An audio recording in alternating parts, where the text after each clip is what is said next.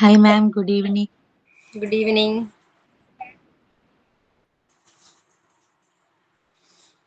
Okay. Just now.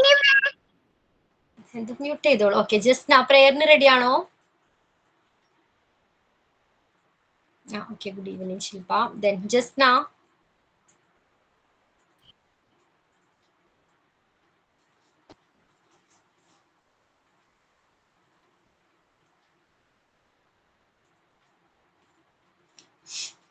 Okay. Then Shilpa. Yes, ma'am. Okay. പ്രേയറിന് ready ആണോ Shilpa? Chalo, ma'am. Okay.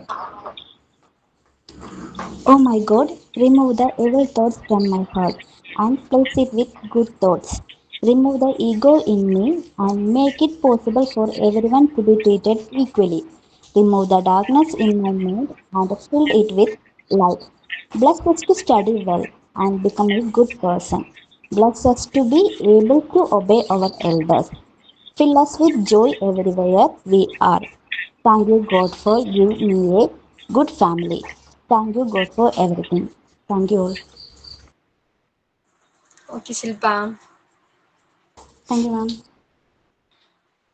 Okay, അപ്പൊ last ക്ലാസ്സിൽ നമ്മൾ ഇമോഷണൽ ഡെവലപ്മെന്റിനെ കുറിച്ചാണ് പഠിച്ചതല്ലേ? ഏതൊക്കെ ഫാക്ടേഴ്സ് ആണ് ഇമോഷണൽ ഡെവലപ്മെന്റിനെ ഇൻഫ്ലുവൻസ് ചെയ്യുന്നത്? ഓക്കെ, പിന്നെന്താണ് ടീച്ചറിന്റെ റോൾ എന്താണ് ഒരു കുട്ടിയിൽ ഇമോഷണൽ ഡെവലപ്മെന്റിന് എങ്ങനെയൊക്കെയാണ് ടീച്ചർക്ക് അത്തരം സാഹചര്യങ്ങൾ, ആ എൻവയോൺമെന്റ് എങ്ങനെ ഒരുക്കി കൊടുക്കാം?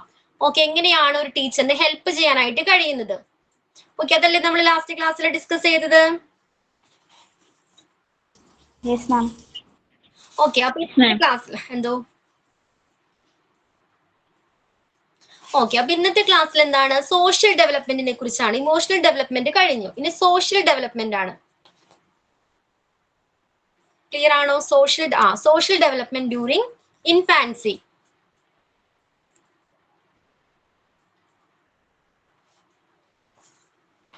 ക്ലിയർ ആണല്ലോ സ്ക്രീൻ?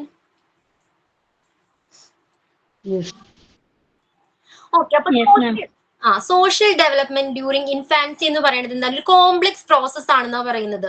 ഓക്കെ, എന്താണ് ഡ്യൂറിങ് ഇൻഫാൻസി ടൈമിൽ സോഷ്യൽ ഡെവലപ്മെന്റ് എന്ന് പറയുന്നത് ഒരു ക്രൂഷ്യൽ ആയിട്ടുള്ള ഒരു കോംപ്ലക്സ് ആയിട്ടുള്ള പ്രോസസ് ആണ്. പലതരം സ്റ്റേജസും പലതരം ഫാക്ടേഴ്സും ഇതിൽ ഉൾപ്പെട്ടിട്ടുണ്ട്. ഓക്കെ, അപ്പൊ ഒരു കുട്ടിയിൽ എങ്ങനെയാണ് ഈ സോഷ്യൽ ഡെവലപ്മെന്റ് സ്റ്റാർട്ട് ചെയ്യുന്നത്? എങ്ങനെയായിരിക്കാം? അറ്റ് ബർത്തിൽ എങ്ങനെയാണ്? കുട്ടി സോഷ്യബിൾ ആണോ?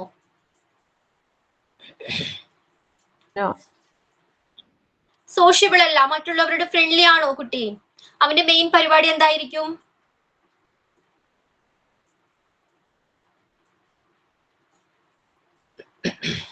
ബർത്തില് ഇൻഫാൻസ് എങ്ങനെയാണ്? സോഷ്യബിൾ അല്ല എന്നാ പറയുന്നത്. അവൻ എന്തായിരിക്കും? മെയിൻലി കുട്ടികൾ എന്താ ചെയ്യുന്നത്? കൂടുതൽ ടൈമും സ്ലീപ്പ് ആയിരിക്കും അല്ലെ, ഉറങ്ങുകയായിരിക്കും അല്ലെ. പിന്നെന്താ? അതിനുശേഷം കുട്ടികൾ എന്ത് കരയും അല്ലെ. ഉറക്കവും കരച്ചിലും ഇതായിരിക്കും അവരുടെ മെയിൻ ഡ്യൂട്ടി എന്ന് പറയുന്നത് അല്ലെ, ഒരു ഇൻഫാന്റിനെ സംബന്ധിച്ച് അറ്റ് ബർത്തില്. ക്ലിയർ ആണോ? പിന്നീടുള്ള നെക്സ്റ്റ് ഒരു 6 വീക്സ് കംപ്ലീറ്റ് ചെയ്യുമ്പോൾ അല്ലെങ്കിൽ ഒരു 1.5 മന്ത് കംപ്ലീറ്റ് ചെയ്യുമ്പോൾ ആ കുട്ടി എന്ത് ചെയ്യുന്നുണ്ട്? എന്താണ്? ചിരിക്കാനായിട്ട്, സ്മൈൽ ചെയ്യാനായിട്ട് തുടങ്ങും അല്ലേ. നമ്മുടെ കണ്ണുകളിൽ നോക്കി, പാരന്റ്സിന്റെ കണ്ണുകളിൽ നോക്കി എന്താണ്? ചിരിക്കാനായിട്ട് തുടങ്ങുന്നുണ്ടെന്ന് പറയുന്നു. ഓക്കെ, അപ്പൊ ഇതാണ് ഒരു കുട്ടിയെ സംബന്ധിച്ച് സോഷ്യലൈസേഷന്റെ അല്ലെങ്കിൽ സോഷ്യൽ ഡെവലപ്മെന്റിന്റെ ഫസ്റ്റ് ബിഗിനിങ് എന്ന് പറയുന്നത് എന്താണ്? സ്മൈൽ ആണ്. ക്ലിയർ ആണോ?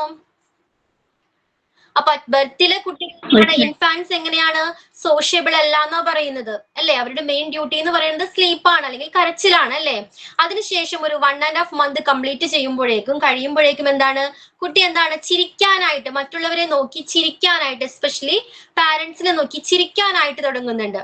അപ്പൊ ആ സ്മൈലാണ്, അതാണ് കുട്ടിയിലെ ആദ്യത്തെ സോഷ്യലൈസേഷൻ അല്ലെങ്കിൽ സോഷ്യൽ ഡെവലപ്മെന്റ്. അതിന്റെ ഫസ്റ്റ് ബിഗിനിങ് എന്ന് പറയുന്നത് ഈ സ്മൈലാണ്. ക്ലിയർ ആണോ? Yes, ma'am.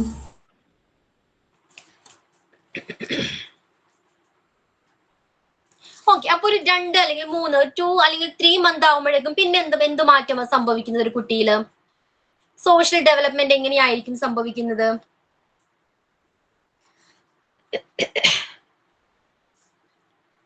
ആ ഒരു 2 അല്ലെങ്കിൽ 3 മാസം ആകുമ്പോൾ കുട്ടി എന്താണ് പാരന്റ്സിനെ തിരിച്ചറിയാനായിട്ട് അല്ലെങ്കിൽ കൂടുതൽ ടൈം ആ കുട്ടിയുടെ കൂടെ ആരാണോ ടൈം കൂടുതൽ സ്പെൻഡ് ചെയ്യുന്നത് അയാളെ തിരിച്ചറിയാനായിട്ട് അയാൾക്ക് കുറച്ചുകൂടി എന്താണ് ഒരു പ്രിഫറൻസ് ആ കുട്ടി കൊടുക്കുന്നതാണ്. അവരോട് എന്താണ് കൂടുതൽ സ്മൈൽ ചെയ്യുകയും അവരോട് കമ്മ്യൂണിക്കേറ്റ് ചെയ്യുകയും ചെയ്യുന്നുണ്ട്. ഐ കോണ്ടാക്ട് കമ്മ്യൂണിക്കേഷൻ മീൻസ് എങ്ങനെയാണ് കുട്ടികൾ കമ്മ്യൂണിക്കേറ്റ് ചെയ്യുന്നത് ചെറുപ്പത്തില്? എങ്ങനെയായിരിക്കാം? eye contact, ഐ കോണ്ടാക്റ്റിലൂടെ അല്ലേ, ചിരിയിലൂടെ അല്ലെങ്കിൽ കരച്ചിലൂടെയാണ് കൂടുതലും കുട്ടികൾ എങ്ങനെയാണ് മറ്റുള്ളവരോട് കമ്മ്യൂണിക്കേറ്റ് ചെയ്യുന്നത്. അപ്പൊ ആർക്കാണ് അതിൽ പ്രിഫറൻസ്? കൂടുതൽ ടൈം കുട്ടിയുടെ കൂടെ ആരാണോ കൂടുതൽ ടൈം സ്പെൻഡ് ചെയ്യുന്നത് അവരോട് കുറച്ചുകൂടി ഇഷ്ടം കുട്ടികൾക്ക് ഉണ്ടായിരിക്കും അല്ലെ. അത്തരം കുട്ടികളെ പെട്ടെന്ന് കുട്ടികൾ എന്ത് ചെയ്യുന്നുണ്ട്? റെക്കഗ്നൈസ് ചെയ്യുന്നതായിരിക്കും, തിരിച്ചറിയുന്നതായിരിക്കും. ക്ലിയർ ആണോ? അങ്ങനെയാണോ എല്ലാ കുട്ടികളും? Yes ma'am. ഓക്കെ. അവരോട് കൂടെ ആരാണോ അധികം കൂടുതൽ ടൈം സ്പെൻഡ് ചെയ്യുന്നത് അവരെ ആയിരിക്കും കൂടുതൽ അല്ലെ കുട്ടികൾ തിരിച്ചറിയുന്നത്, പെട്ടെന്ന് ഐഡന്റിഫൈ ചെയ്യുന്നത് അത്തരം പേഴ്സൺസിനെ ആയിരിക്കും. ചിലപ്പോൾ മദർ ആകാം അല്ലെ, ഫാദർ ആകാം, അല്ലെങ്കിൽ കൂടുതൽ ടൈം ചിലപ്പോൾ ഗ്രാൻഡ് മദർ ആയിരിക്കാം. അപ്പൊ കൂടുതൽ ടൈം സ്പെൻഡ് ചെയ്യുന്ന ആളെ കുട്ടി തിരിച്ചറിയുന്നുണ്ട്. അതേപോലെ തന്നെ എന്താണ് ഹാപ്പിനെസ്, സ്മൈല് ചെയ്യുന്നു, സന്തോഷിക്കുന്നു. അതോടൊപ്പം തന്നെ അത്തരം ആളുകളെ കുറച്ചു നേരം വിട്ടുനിന്നാൽ എന്താണ് കുട്ടി കരയാനായിട്ട് തുടങ്ങും. എസ്പെഷ്യലി അമ്മമാര് അല്ലെ, കുറച്ചു സമയം കണ്ടില്ലെങ്കിൽ കുട്ടികൾ കരയില്ലേ? അവരുടെ പ്രസൻസ് അവർക്ക് എന്താണ് ഫീല് ചെയ്തില്ലെങ്കിൽ കരയാൻ തുടങ്ങും കുട്ടികൾ. ഉണ്ടോ? സെപ്പറേഷൻസ്, നമ്മൾ സെപ്പറേഷൻ ആങ്സൈറ്റി പഠിച്ചിട്ടുണ്ടായിരുന്നു അല്ലെ. അതേപോലെ തന്നെ കുറച്ചു സമയം അത്തരം ആളുകളെ കൂടുതൽ ടൈം സ്പെൻഡ് ചെയ്യുന്ന അമ്മയായിക്കോട്ടെ, അല്ലെങ്കിൽ എന്താണ് ഫാദർ ആയിക്കോട്ടെ, ഗ്രാൻഡ് മദർ ആയിക്കോട്ടെ, ഹൂഎവർ ഇറ്റ് ഈസ്, എന്താണ് കുട്ടി എന്താണ് മിസ് ചെയ്യാൻ തുടങ്ങും, അല്ലെങ്കിൽ എന്താണ് കരയാനായിട്ട് തുടങ്ങും അല്ലേ. അപ്പോ ഫസ്റ്റ് സ്റ്റേജിൽ എങ്ങനെയായിരുന്നു? അറ്റ് ബർത്തിൽ എങ്ങനെയായിരുന്നു? കുട്ടി സോഷ്യബിൾ അല്ല എന്ന് പറഞ്ഞു. പിന്നെ ഒരു 1.5 months 6 weeks ആകുമ്പോഴേക്കും കുട്ടി എന്ത് ചെയ്യുന്നുണ്ട്? സ്മൈല് ചെയ്യുന്നുണ്ട്. ഓക്കെ, മറ്റുള്ളവരുടെ മുഖത്ത് നോക്കി സ്മൈല് ചെയ്യാനായിട്ട് തുടങ്ങും. അപ്പൊ ഇതാണ് സോഷ്യലൈസേഷൻ അല്ലെങ്കിൽ സോഷ്യൽ ഡെവലപ്മെന്റിന്റെ ഫസ്റ്റ് ബിഗിനിങ് എന്ന് പറയുന്നത് ഈ സ്മൈലാണ്. ദെൻ പിന്നീട് എന്താണ്? നെക്സ്റ്റ് എന്താണ്? ഒരു 3 months ആകുമ്പോഴേക്കും അല്ലെങ്കിൽ 2-3 months ആകുമ്പോഴേക്കും കുട്ടി കൂടുതൽ ടൈം സ്പെൻഡ് ചെയ്യുന്നത് ആരാണ്? കുട്ടിയുടെ കൂടെ കൂടുതൽ ടൈം സ്പെൻഡ് ചെയ്യുന്നത് ആരാണോ അവർക്ക് കുറച്ചെന്താണ് പ്രിഫറൻസ്, പ്രയോറിറ്റീസ് കൂടുതൽ കൊടുക്കുന്നതാണ് അല്ലെ. ഇഷ്ടം കൂടുതൽ അവരോട് അത്തരം ആളുകളോട് ഉണ്ടായിരിക്കും. അത്തരം ആളുകളെ കുറച്ച് സമയം കാണാതിരുന്നാൽ എന്താണ്? കരയാനായിട്ട്, ഭയപ്പെടാനായിട്ട് അല്ലെ. സെപ്പറേഷൻ ആങ്സൈറ്റി ആ കുട്ടിയിൽ കാണപ്പെടുന്നതാണ്. ക്ലിയർ ആണോ? ദെൻ നെക്സ്റ്റ് ഒരു 4-5 months ആകുമ്പോഴേക്കും പിന്നെ എന്തൊക്കെ മാറ്റങ്ങളാ കുട്ടിയിൽ ഉണ്ടാകുന്നത്? ഒരു 4-5 months ആയി പിന്നെ എന്ത് ചെയ്യും? കുട്ടി റിയാക്ട് ചെയ്യാനായിട്ട് തുടങ്ങും ഇല്ലേ. എങ്ങനെയാണ് നമ്മൾ സംസാരിക്കുന്നത്? ചിരിച്ചുകൊണ്ടായിക്കോട്ടെ, എന്താണ് ദേഷ്യപ്പെട്ടുകൊണ്ടായിക്കോട്ടെ, ഫ്രണ്ട്ലി ടോക്ക് ആയിക്കോട്ടെ, കുട്ടി അതിനോട് റിയാക്ട് ചെയ്യും അല്ലേ. എങ്ങനെയാ റിയാക്ട് ചെയ്യുന്നത്? അങ്ങനെയാണോ കുട്ടികൾ റിയാക്ട് ചെയ്യാറുണ്ടോ? ഒരു 4-5 മാസം ആകുന്ന കുട്ടികളോട് നമ്മൾ സംസാരിക്കുമ്പോ കുട്ടി തിരിച്ചും പ്രതികരിക്കാറില്ലേ? മൂളയൊക്കെ ചെയ്യും. അവന്റെ പറ്റുന്ന ഭാഷയിൽ മൂളയും ഒക്കെ ചെയ്യും. ചെറിയ സൗണ്ടുകൾ ഉണ്ടാക്കാൻ തുടങ്ങും അല്ലേ. ഭാവവ്യത്യാസം വരും ഇപ്പൊ പിണങ്ങിയാണെങ്കിലൊക്കെ അല്ലെ, പിണങ്ങാനല്ലേ. അതെ അതെ അല്ലെ. നമ്മൾ സന്തോഷത്തോട് സംസാരിച്ചാൽ എങ്ങനെയാ? കുട്ടി ഹാപ്പി ആയിട്ട് റിയാക്ട് ചെയ്യും. റിയാക്ട് ഇൻ ദ സെൻസ് എങ്ങനെയാണ്? ചിലപ്പോ ചിരിയായിരിക്കും, ഒരു ചെറിയ ചിരിയായിരിക്കും അല്ലെ. ഇപ്പൊ നമ്മൾ ദേഷ്യപ്പെട്ടാണെങ്കിൽ ആ എക്സ്പ്രഷൻ നേരത്തെ പറഞ്ഞ പോലെ തന്നെ എന്താണ്? ആ മുഖഭാവം മാറും കുട്ടിയുടെ അല്ലെ. വിതുമ്പാൻ തുടങ്ങും കുട്ടികള്. ഓക്കെ, പിന്നെ എന്തായിരിക്കാം? ഒരു 6-7 months ആകുമ്പോ പിന്നെ എങ്ങനെയാണ്? നമ്മൾ പറഞ്ഞു എന്താണ് 2-3 months ആകുമ്പോഴേക്കും അല്ലെ കുട്ടികൾ അവർ കൂടുതൽ ടൈം സ്പെൻഡ് ചെയ്യുന്ന ആളുകളെ തിരിച്ചറിയാൻ തുടങ്ങുന്നു എന്ന് പറയുന്നു അല്ലെ. ഇപ്പൊ ഒരു 6-7 months ആകുമ്പോൾ കുട്ടി എന്ത് ചെയ്യുന്നുണ്ട്? വീണ്ടും തിരിച്ചറിയാനായിട്ട് തുടങ്ങുന്നുണ്ട്. ആരെയൊക്കെയാണ്? കുട്ടിക്ക് പരിചയമുള്ളവരെ തിരിച്ചറിയാനും സ്ട്രേഞ്ചേഴ്സിനെ തിരിച്ചറിയാനും പഠിക്കുന്നുണ്ട് കുട്ടി. ഓക്കെ, പരിചയമുള്ളവരാണെങ്കിൽ കുട്ടി എങ്ങനെയായിരിക്കും റിയാക്ട് ചെയ്യുന്നത്? ഓക്കെ, സന്തോഷത്തോടെ ആയിരിക്കും റിയാക്ട് ചെയ്യുന്നത്. അതേസമയം ഒരു സ്ട്രേഞ്ചർ ആണെങ്കിലോ ചിലപ്പോ കുട്ടി എങ്ങനെയാണ്? അവന്റെ ഇമോഷൻസ് ഡെവലപ്പ് ആകുന്നുണ്ട് ആ ടൈമിൽ. എങ്ങനെയാണ്? ചിലപ്പോ കരയാൻ തുടങ്ങും, തുടങ്ങും. ഇപ്പൊ ഒരു പരിചയമില്ലാത്തൊരു വ്യക്തി ആ കുഞ്ഞിനെടുക്കാൻ ശ്രമിച്ചാൽ പോകൂല, കരയും അല്ലേ. അപ്പൊ അങ്ങനെയുള്ള ആളുകളെ കൂടുതൽ ടൈം അവന്റെ കൂടെ സ്പെൻഡ് ചെയ്യുന്നവർ, അല്ലെങ്കിൽ ഫ്രണ്ട്സിനെ അവൻ തിരിച്ചറിയാനായിട്ട്, ഫ്രണ്ട്സ് ഇൻ ദ സെൻസ് കൂടുതൽ ടൈം ആ ഫാമിലി മെമ്പേഴ്സിനെ, അവൻ എപ്പോഴും കാണുന്ന ഫാമിലി മെമ്പേഴ്സിനെ തിരിച്ചറിയാനായിട്ട് അവന് കഴിയുന്നുണ്ട്. അതേപോലെ തന്നെ എന്തെങ്കിലും പെട്ടെന്ന് ഒരു ഗസ്റ്റ് കയറി വന്നാല് അവൻ ഇതുവരെ കാണാത്ത ഒരു പേഴ്സൺ ആണ് അതല്ലേ. അവരെ കണ്ടാൽ എന്താണ്? ചിലപ്പോൾ കരയാൻ തുടങ്ങും, ചിലപ്പോൾ പേടിക്കാനായിട്ട് തുടങ്ങും, ചിലപ്പോൾ റൂമിലേക്ക് അമ്മയുടെ അടുത്തേക്ക് ചിലപ്പോൾ കുറച്ചുകൂടി ക്ലോസ് ആയിട്ട് നീങ്ങി നിന്നേക്കാം, അല്ലേ?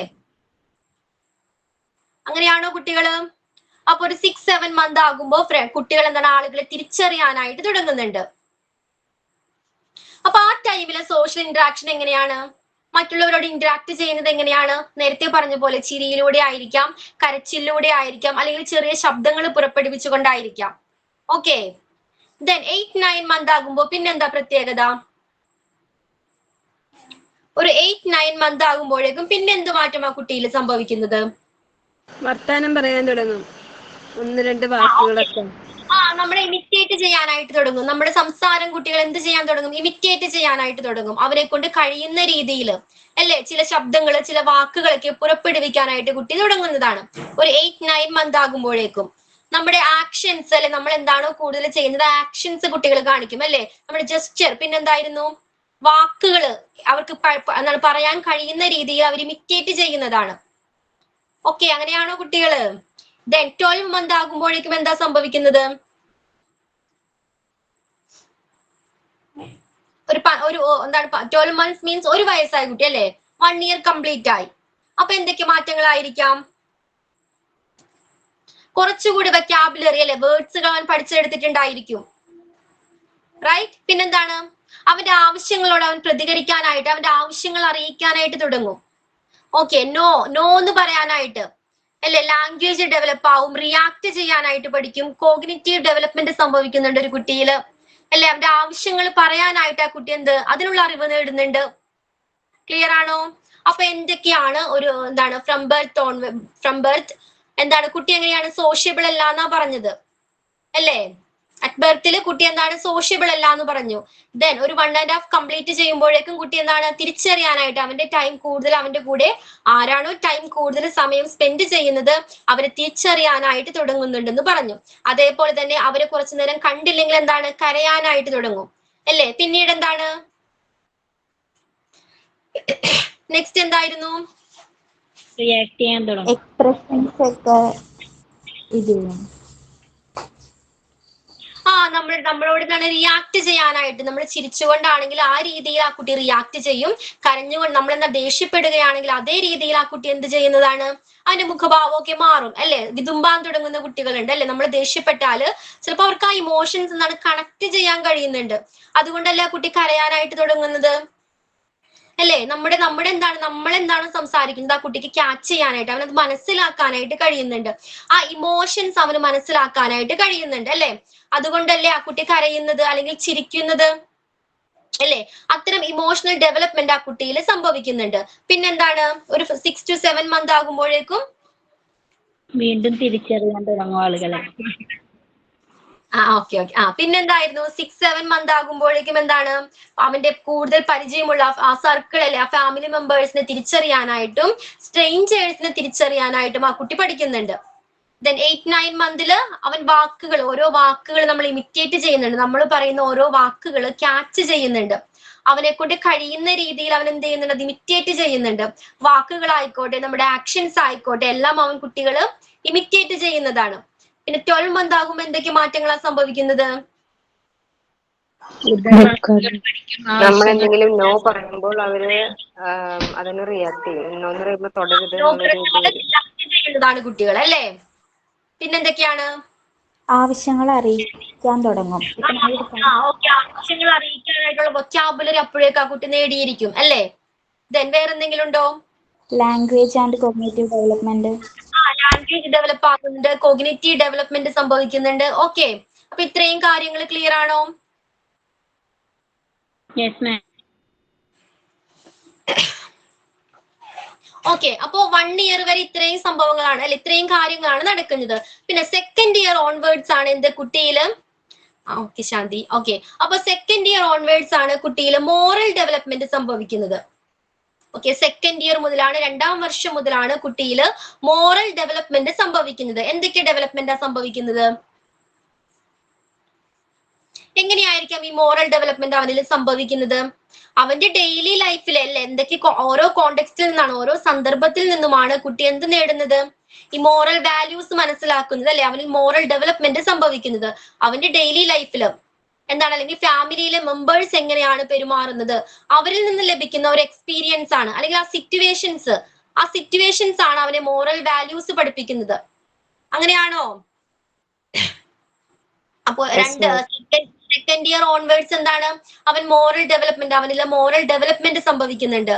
ദെൻ പ്രീ സ്കൂൾ ആകുമ്പോഴേക്കും വീടായിക്കോട്ടെ അല്ലെങ്കിൽ സ്കൂളിൽ നിന്നും മോറൽ വാല്യൂസ് കുട്ടികൾ പഠിക്കുന്നുണ്ട് അല്ലെ, ഷെയർ ചെയ്യാനായിട്ട് പഠിക്കുന്നുണ്ട്. പിന്നെ എന്തൊക്കെ ആയിരിക്കാം?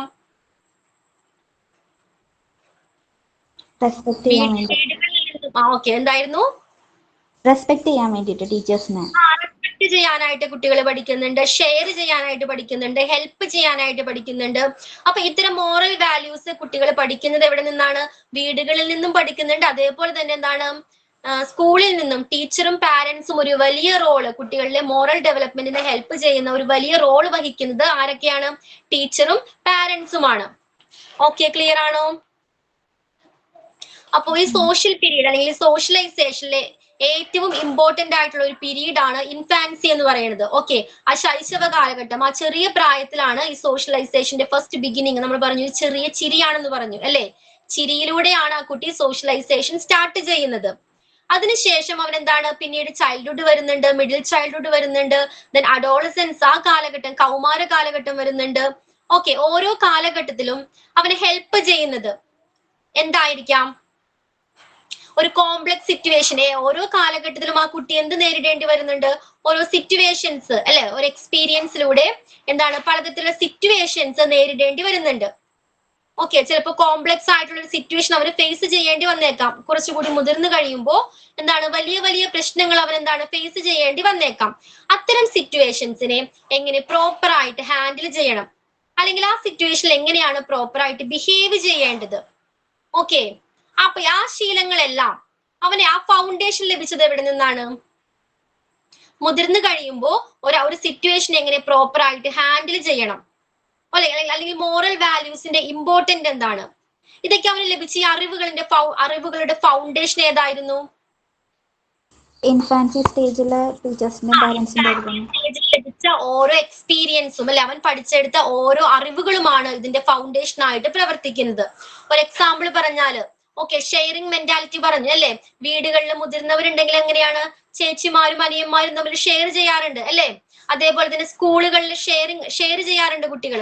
അപ്പൊ ആ സമയത്ത് ലഭിക്കുന്ന ഓരോ എക്സ്പീരിയൻസും എന്താണ്, മുതിർന്നു കഴിയുമ്പോ അവനെന്താണ്, ഒരു ബെനിഫിറ്റ് ആയിട്ട് മാറുന്നുണ്ട്. ഒരു ബസ്സിൽ യാത്ര ചെയ്യുന്ന ഒരു കുട്ടി, ഒരു ഏജ്ഡ് ആയിട്ടുള്ള ഒരാൾ കയറി വന്നാല് ആ സീറ്റ് ഷെയർ ചെയ്യണം അല്ലെങ്കിൽ ഒഴിഞ്ഞു കൊടുക്കണം എന്നുള്ള ഒരു അറിവ് നേടുന്നത് എങ്ങനെയാണ്? അതൊരു മോറൽ വാല്യൂ ആണ് അല്ലെ, അവൻ പഠിച്ചെടുത്ത ആ നോളജ് ആണ് അവൻ അതിന് ഹെൽപ്പ് ചെയ്യുന്നത് അല്ലേ. അപ്പൊ ചെറിയ പ്രായത്തിൽ പഠിച്ചെടുക്കുന്ന ഈ പല അറിവുകളും അവൻ മുതിർന്നു കഴിയുമ്പോൾ ഓക്കെ, ഒരു കോംപ്ലക്സ് സിറ്റുവേഷൻ വരുമ്പോ ആ സിറ്റുവേഷൻ എങ്ങനെ പ്രോപ്പർ ആയിട്ട് ഹാൻഡിൽ ചെയ്യണം, ഓക്കെ, ആ അറിവ് അവന് നേടുന്നത് ഈ ഫൗണ്ടേഷൻ ആണ്. ഇൻഫാൻസി സ്റ്റേജിൽ അവൻ നേടിയെടുത്ത പല അറിവുകളാണ് ഇതിന് അവനെ ഹെൽപ്പ് ചെയ്യുന്നത്. അപ്പൊ പിന്നെ നമ്മൾ പറഞ്ഞു മോറൽ വാല്യൂസ് പഠിപ്പിക്കുന്നതിൽ പാരന്റ്സിന് അതേപോലെ ടീച്ചേഴ്സിന് റെസ്പോൺസിബിലിറ്റി ഉണ്ടെന്ന് പറഞ്ഞാൽ ഉത്തരവാദിത്വം ഉണ്ടെന്ന് പറഞ്ഞു. ഒരു കുട്ടിയെ ഒബ്സർവ് ചെയ്യുന്നതോടൊപ്പം പാരന്റ്സ് എങ്ങനെയായിരിക്കണം? ഒരു കുട്ടിയെ ഒബ്സർവ് ചെയ്താൽ മാത്രം മതിയോ? അല്ലെങ്കിൽ എന്താണ്, ലിമിറ്റ് സെറ്റ് ചെയ്യും കുട്ടികളോട് അല്ലേ, കുറെ ലിമിറ്റുകൾ സെറ്റ് ചെയ്യാറുണ്ട് പാരന്റ്സ്, അത് മാത്രം മതിയോ? എന്തൊക്കെ ചെയ്യണം? ഒരു പാരന്റ് എങ്ങനെയായിരിക്കണം? കൂടുതൽ ടൈം ആ കുട്ടിയുടെ കൂടെ സ്പെൻഡ് ചെയ്യുന്ന ഒരു പാരന്റ്സ് ആയിരിക്കണം വേണ്ടേ? കൂടുതൽ ടൈം സ്പെൻഡ് ചെയ്യണം, ആ കുട്ടിയുടെ കൂടെ കളികളിൽ ഏർപ്പെടണം. അപ്പൊ കൂടുതൽ ടൈം സ്പെൻഡ് ചെയ്യുന്ന ഒരു പാരന്റ്സിന് ആ കുട്ടിയുടെ കുറവുകളും കഴിവുകളും മനസ്സിലാക്കാനായിട്ട് കഴിയുന്നതാണ്. റൈറ്റ്? അപ്പൊ ഒരു നല്ലൊരു പാരന്റ് എങ്ങനെയായിരിക്കണം? Need to spend a quality time with their child. Okay, quality time. Okay, especially quality time ആയിരിക്കണം. നമ്മൾ കുട്ടിയുടെ കൂടെ ആ പ്രസൻസ് മാത്രം ഉണ്ടായാൽ മതിയോ? നമ്മൾ സ്പെൻഡ് ചെയ്യുന്നത് ക്വാളിറ്റി ടൈം ആയിരിക്കണം ആ കുട്ടിയുടെ കൂടെ അല്ലേ. നമ്മൾ കുട്ടിയുടെ അടുത്തുണ്ട് അതും പറഞ്ഞ് നമ്മൾ ഫോണിൽ ടൈം സ്പെൻഡ് ചെയ്ത ഒരു ക്വാളിറ്റി ടൈം ആണോ അത്? ഓക്കെ, എപ്പോഴും എന്താണ് ആ കുട്ടിയുടെ ഓക്കെ പറഞ്ഞോളൂ. Good guidance. ഓക്കെ, അപ്പൊ ഒരു പാരന്റ് എങ്ങനെയായിരിക്കണം? ഒരു പാരന്റ് നമ്മൾ അവർക്ക് പറഞ്ഞു കൊടുക്കണം. നമ്മളെ കണ്ടിട്ട് വേണം അവർ പഠിക്കാനായിട്ട്, എന്തൊക്കെയാണ് ചെയ്യുന്നതെന്ന് അവര് നമ്മളിൽ കണ്ട് അവർ പഠിക്കും. ഒബ്സർവ് ചെയ്ത് നമ്മൾ എങ്ങനെയാണ് പെരുമാറുന്നത്, എല്ലാ കാര്യങ്ങളും എങ്ങനെയാണ് ചെയ്യുന്നത്. അപ്പൊ നമ്മൾ അതൊരു കാണിച്ചു കൊടുക്കണം. എക്സാമ്പിൾ ആയിട്ട് അല്ലെങ്കിൽ സ്റ്റോറി ആയിട്ടോ അങ്ങനെ എന്തെങ്കിലും നമ്മളവർ പറഞ്ഞു കൊടുക്കണം. അപ്പൊ അവർക്ക് അതൊരു കുറച്ചും കൂടി ഇതായിരിക്കും, പെട്ടെന്ന് ലേൺ ചെയ്യാൻ എളുപ്പമായിരിക്കും. അതെ, ഈ ചെറിയ കുട്ടികളെ ചെറിയ പ്രായത്തിൽ പഠിക്കാനായിട്ട് ഓരോ കാര്യങ്ങളും നോളജ് ഗെയിൻ ചെയ്യാനായിട്ട് കുട്ടിയെ ഹെൽപ്പ് ചെയ്യുന്നത് sensitive period and absorbent mind ആണെന്ന് പഠിച്ചായിരുന്നു നിങ്ങൾ ഒരു ചാപ്റ്ററിൽ. ജിഷാമിസ് ആണ് തോന്നുന്നത് എടുത്തതാണോ? Absorbent mind and sensitive period ആണ് ചെറിയ പ്രായത്തിൽ കുട്ടികളിലെ നോളജ് ഗെയിൻ ചെയ്യാനായിട്ട് ഹെൽപ്പ് ചെയ്യുന്നത്. എന്താണ് അബ്സോർബൻ മൈൻഡ് എന്ന് പറഞ്ഞാൽ എന്താണ്? കുട്ടികളുടെ മൈൻഡ് അബ്സോർബൻ മൈൻഡ് ആണെന്നാ പറയുന്നത്. എന്താണ് അബ്സോർബൻ മൈൻഡിന്റെ പ്രത്യേകത? അവന്റെ ചുറ്റുപാട് നടക്കുന്ന എല്ലാ കാര്യങ്ങളും കുട്ടി എന്ത് ചെയ്യുന്നുണ്ട്? ലൈക്ക് ഒരു സ്പഞ്ച് പോലെ കുട്ടി അബ്സോർബ് ചെയ്തെടുക്കുന്നുണ്ട്. സ്പോഞ്ച് പോലെ അബ്സോർബ് ചെയ്യുന്നു, സ്പോഞ്ച് പോലെ. അവന് ചുറ്റും നടക്കുന്ന എല്ലാ കാര്യങ്ങളും ഒരു സ്പഞ്ച് പോലെ എന്ത് അബ്സോർബ് ചെയ്തെടുക്കുന്നുണ്ട്, വലിച്ചെടുക്കുന്നുണ്ട്. അത് നല്ല കാര്യങ്ങളായിക്കോട്ടെ ചീത്ത കാര്യങ്ങളായിക്കോട്ടെ, ഏതായാലും ആ കുട്ടി എന്ത് ചെയ്യുന്നുണ്ട്? അത് അബ്സോർബ് ചെയ്യുന്നുണ്ട്. അവനത് തെറ്റാണോ ശരിയാണോ എന്ന് മനസ്സിലാക്കാനുള്ള ഒരു വിവേകം ആ ടൈമിൽ ഉണ്ടായിരിക്കില്ല. ഓക്കെ, അപ്പൊ അവന് ചുറ്റും നടക്കുന്ന എല്ലാ കാര്യങ്ങളും ഈ അബ്സോർബൻ മൈൻഡ് യൂസ് ചെയ്ത് അവൻ നോളജ് ഗെയിൻ ചെയ്യുന്നുണ്ട്. അതേപോലെ തന്നെയാണ് സെൻസിറ്റീവ് പീരീഡ്. എന്താ സെൻസിറ്റീവ് പീരീഡ്?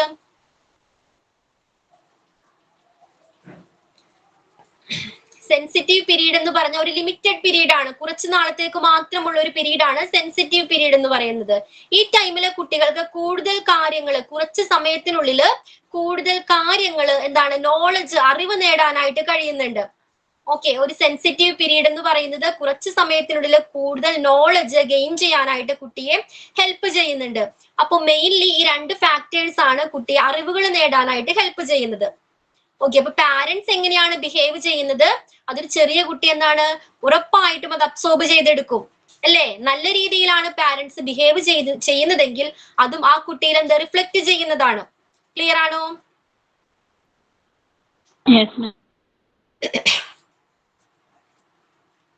ഓക്കെ, അപ്പൊ പിന്നെ എങ്ങനെയൊക്കെ ആയിരിക്കണം ഒരു നല്ല പാരന്റ്? നന്നായിട്ട് അവരോട് എന്താണ് കളികളിൽ ഏർപ്പെടണം, കൂടുതൽ ക്വാളിറ്റി ടൈം സ്പെൻഡ് ചെയ്യണം. പിന്നെന്തൊക്കെയാണ്? ഫ്രണ്ട്ലി ആയിരിക്കണം. ഓക്കെ, ഫ്രണ്ട്ലി ആയിരിക്കണം. ദെൻ അണ്ടർസ്റ്റാൻഡിങ് വേണം കുട്ടികളോട്. നമുക്ക് അണ്ടർസ്റ്റാൻഡ് ചെയ്യാനായിട്ട് എങ്ങനെയാ കഴിയുന്നത്? മനസ്സിലാക്കണം കുട്ടികളെ, അല്ലേ? അവര് ഇതുപോലെ സ്പഞ്ച് പോലെ അവര് കണ്ട് നമ്മളടുത്ത് അവര് ചിലപ്പോ നമ്മുടെ മുന്നിലായിരിക്കും അവരത് കാണിക്കുന്നത്. അപ്പൊ അത് നല്ലതാണെങ്കിൽ നമ്മൾ അപ്രീഷിയേറ്റ് ചെയ്യണം. അത് തെറ്റാണെങ്കിൽ നമ്മളെ ഇരുത്തി പറഞ്ഞു കൊടുക്കണം, മോനെ അങ്ങനെ ചെയ്യരുത്, അത് തെറ്റാണ്. എല്ലാവരും അതുപോലെ അമ്മയുടെ പോലെ എന്താ പറയുക കാമായിട്ട് മോനെ ഡീൽ ചെയ്യില്ല, അപ്പം മോൻ അതിനനുസരിച്ച് ഇത് ചെയ്യരുത് എന്ന് പറഞ്ഞ് നമ്മൾ കൊടുക്കണം, പറഞ്ഞ് മനസ്സിലാക്കിപ്പിക്കണം. Okay okay. ദെൻ പക്ഷെ അവർക്ക് തോന്നണം വെച്ചാല് വീട്ടുകാരൊപ്പമുള്ള പുറത്തുനിന്നുള്ള ആൾക്കാരുടെ അടുത്ത് നിന്നുള്ള സാമീപ്യം അല്ല വീട്ടുകാരൊപ്പം ഉള്ളത് എന്ന് ഫീൽ ചെയ്യിപ്പിക്കണം അവർക്ക്. അല്ലെങ്കിൽ അവര് മറ്റുള്ള സോഴ്സിലേക്ക് പോകും, അതായത് അതർ സോഴ്സിലേക്ക് പോകാനുള്ള ചാൻസ് ഉണ്ട്. അപ്പൊ വീട്ടിൽ തന്നെ അത്യാവശ്യം കംഫോർട്ട് ആണെന്ന് അവരെ കൊണ്ട് ഫീൽ ചെയ്യിപ്പിക്കുക, അവർക്ക് മനസ്സിലാക്കുക. അത് കൂടുതൽ അവരിൽ എല്ലാ കാര്യത്തിലും ഇടപെടുക. ഓക്കെ, ഇപ്പൊ നമ്മൾ എടുക്കുന്ന chapter unit 3 socio emotional development. Okay, late ആയിട്ട് ജോയിൻ ചെയ്ത ആൾക്ക് കിട്ടിയോ ചാപ്റ്റർ? യൂണിറ്റ് 3 ആണ്, socio emotional development. Okay, then continue ചെയ്തോളൂ. ദെൻ പിന്നെന്തൊക്കെയാണ്? ഓക്കെ, എന്തോ maintain friendship relationship with children. Okay. ഏത് പാർട്ടായിരുന്നു ഇത്? Social development part 2. Okay, part 2. Okay Sheeba. Okay, കുട്ടികളുമായിട്ട് നല്ലൊരു ഫ്രണ്ട്ഷിപ്പ് അല്ലെ, നല്ലൊരു റിലേഷൻഷിപ്പ് മെയിൻറ്റെയിൻ ചെയ്യണം. ദെൻ പിന്നെന്തൊക്കെയാണ്?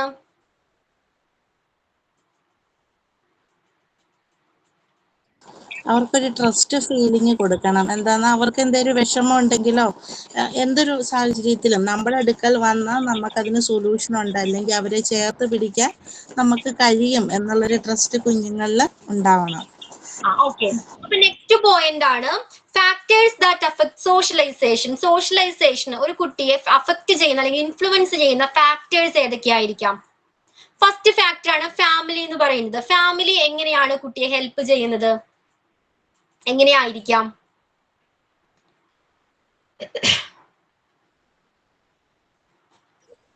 എങ്ങനെയാണ് ഫാമിലി അതിന് കാരണമാകുന്നത്? കുട്ടിയിൽ എങ്ങനെയാണ് സോഷ്യൽ ഡെവലപ്മെന്റിന് ഫാമിലി എങ്ങനെയാണ് ഹെൽപ്പ് ചെയ്യുന്നത്? എന്തോ? പേരൻസ് അവരുടെ റോൾ മോഡൽ ആയിരിക്കണം. പാരന്റ്സ് റോൾ മോഡൽ ആയിരിക്കണം. ഓക്കെ. ദെൻ പിന്നെ എന്തൊക്കെയാണ്? ഫാമിലിയിലുള്ള ബിഹേവിയറൽ ഡെവലപ്മെന്റ്. കുട്ടിയിലെ സോഷ്യലൈസേഷന്റെ പ്രൈമറി ഏജൻസി എന്ന് പറയുന്നത് ഫാമിലി ആണെന്ന് പറയുന്നു. ഓക്കെ. എന്തുകൊണ്ടായിരിക്കാം? എന്തൊക്കെ കാര്യങ്ങളായിരിക്കാം? ഏതൊക്കെ ഫാക്ടേഴ്സ് ആയിരിക്കാം? ഫാമിലിയിലെ ഏതൊക്കെ ഫാക്ടേഴ്സ് ആയിരിക്കാം കുട്ടിയുടെ എന്താണ് ഈ സോഷ്യൽ ഡെവലപ്മെന്റിനെ ഇൻഫ്ലുവൻസ് ചെയ്യുന്നത്? മാം വീടുകളിൽ ഇപ്പൊ ആൺകുട്ടിയാണെങ്കിലും സിജി കണ്ടിന്യൂ ചെയ്തോളൂ. Okay ma'am. ഇപ്പൊ വീട്ടിലൊരു ആൺകുട്ടിയാണെങ്കിലും പെൺകുട്ടിയാണെങ്കിലും നമ്മൾ അവരെ തിരിച്ചു കാണരുത്. കുട്ടിയായിട്ട് തന്നെ കാണണം. പെണ്ണായാലും ആണായാലും ഈക്വൽ വാല്യൂസ് കൊടുക്കണം. അപ്പൊ രണ്ടുപേർക്കും അവര് പറയുന്ന കാര്യങ്ങള് നമ്മൾ കേട്ടിട്ട് അതിനെന്താണ് സൊല്യൂഷൻ, അതേ സൊല്യൂഷൻ വേണ്ട അപ്പോസിഷൻ ആണെങ്കിൽ അങ്ങനെ ചെയ്യണം. നമ്മള് തിരിച്ചു കാണാൻ പാടില്ല. ഗേൾ ഓർ ബോയ് എന്ന് പറഞ്ഞ് കാണാൻ പാടില്ല. ഓക്കെ. പിന്നെ എന്തൊക്കെയായിരിക്കാം? Behavioural development. ഓക്കെ. പിന്നെ ഇമോഷണൽ ആയിട്ടുള്ള അവരുടെ ഇമോഷണല് മറച്ചു വെക്കേണ്ടതല്ല. ദേഷ്യം വന്ന ദേഷ്യം പ്രകടിപ്പിക്കാനാണെങ്കിലും വാശിയാണെങ്കിലും വാശി കാണിക്കാനുള്ള ഒരു ഗ്യാപ്പ് കൊടുക്കണം. അല്ലാണ്ട് മുളയില് അതിന് തടച്ചിടില്ല. നീ അത് അങ്ങനെ ചെയ്യരുത്, നീ ഇങ്ങനെ ചെയ്യരുത് എന്ന് പറയരുത്. അതെ. ഓക്കെ. അതേപോലെ തന്നെയാണ് ഫാമിലിയിലെ പാരന്റ്സ് അച്ഛനും അമ്മയും തമ്മിലുള്ള എന്താണ് വഴക്കുകൾ അല്ലെ, ഫ്രിക്ഷൻസ് കുട്ടി എന്താണ് അവന്റെ സോഷ്യൽ ഡെവലപ്മെന്റിനെ അത് ഇൻഫ്ലുവൻസ് ചെയ്യുന്നുണ്ട് അല്ലെ. അത്തരം സാഹചര്യങ്ങളിൽ വളർന്നു വരുന്ന കുട്ടികൾ എങ്ങനെയായിരിക്കും?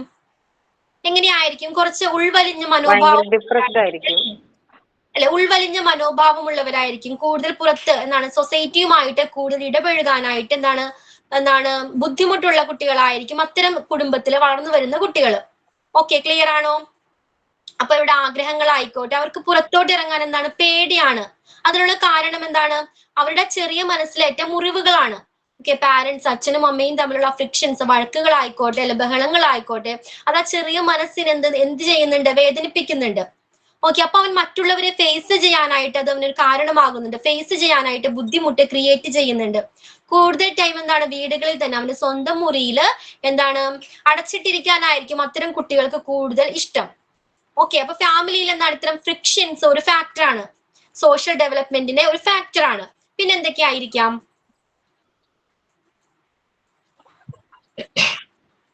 സോഷ്യലൈസേഷൻ എന്ന് പറയുന്നത് സാമൂഹ്യവൽക്കരണം അല്ലേ. കുട്ടി വീട്ടിൽ മാത്രം ഇരുന്നാൽ മതിയോ? പുറത്തുള്ള സൊസൈറ്റി എന്താണെന്ന് അറിയണം, ഔട്ടർ വേൾഡ് എന്താണെന്ന് അറിയണം, വേണ്ടേ? മറ്റുള്ളവരോട് നന്നായിട്ട് ഇടപഴകാനായിട്ടുള്ള കഴിവ് നേടിയെടുക്കണം അല്ലേ. മറ്റുള്ളവരോട് നന്നായിട്ട് പ്രോപ്പറായിട്ട് ഇന്ററാക്ട് ചെയ്യാനായിട്ട് അതിനുള്ള കഴിവ് ആ കുട്ടി നേടിയെടുക്കണം. ഓക്കെ. അപ്പൊ ഫാമിലിയിലെ ഏതൊക്കെ ഫാക്ടേഴ്സ് ആണ് അതിനെ ഇൻഫ്ലുവൻസ് ചെയ്യുന്നത്? ചെറിയ കുട്ടികൾക്ക് വായിക്കാനൊന്നും അറിയാൻ പാടില്ലല്ലോ. അപ്പൊ സൊസൈറ്റി നടക്കുന്ന കാര്യങ്ങളൊന്നും അറിയാൻ പാടില്ല. അപ്പൊ അത് വീട്ടിലുള്ള മുതിർന്നവരുടെ കയ്യിൽ നിന്ന് അവർക്കത് കിട്ടുള്ളൂ. സൊസൈറ്റിയിൽ എന്ത് നടക്കുന്നു, സൊസൈറ്റിയിൽ ഇപ്പൊ ഒരു ഇഷ്യൂസ് നടക്കുവാണെങ്കിൽ അതിനെപ്പറ്റി അവർക്ക് അറിയണമെങ്കിൽ പേരൻസ് പറഞ്ഞു കൊടുക്കണം. അല്ലെ അമ്മൂമ്മയോ അപ്പനോ അങ്ങനെ ആരെങ്കിലും ഒക്കെ പറഞ്ഞു കൊടുത്താലേ അവരറിയുള്ളൂ. എന്താണ്? വെരി ഗുഡ് അനശ്വര. ന്യൂക്ലിയർ ഫാമിലീസ് പറ്റുമോ? അപ്പോ അപ്പൂപ്പനോ അമ്മൂമ്മയോ വേണം അല്ലേ. അപ്പൊ എന്താണ് സൈസ് ഓഫ് ദ ഫാമിലി ഒരു ഫാക്ടർ ആണ്. ക്ലിയർ ആണോ? Size of the family clear ആണോ? കൂടുതൽ അംഗങ്ങളുള്ള വീടുകളിൽ നിന്നാണ് കുട്ടിക്ക് കൂടുതൽ ടൈം സ്പെൻഡ് ചെയ്യാനായിട്ട് ആളുകൾ ഉണ്ടായിരിക്കും അല്ലേ. അവരോട് അവന്റെ ഇമോഷൻസ് അവന് പ്രകടിപ്പിക്കാം അല്ലേ, അവന്റെ പരാതികൾ പറയാം. ക്ലിയർ ആണോ? പിന്നെ എന്തൊക്കെയായിരിക്കാം? അപ്പൊ സൈസ് ഓഫ് ദ ഫാമിലി ഒരു ഫാക്ടർ ആണ്. പിന്നെന്തായിരുന്നു? ഫാമിലി പാരന്റ്സുകൾക്കിടയിലുള്ള ഫ്രിക്ഷൻസ് ഒരു ഫാക്ടർ ആണ്.